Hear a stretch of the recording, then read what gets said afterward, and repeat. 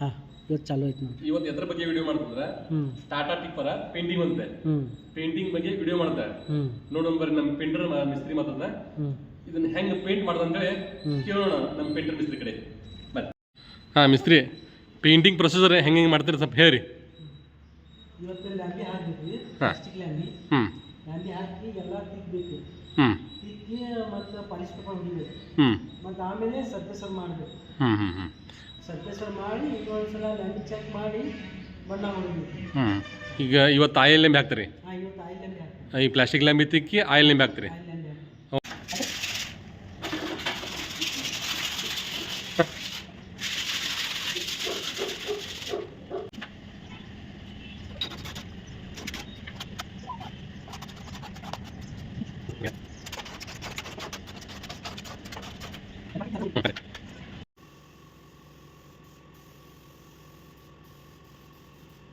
Okay.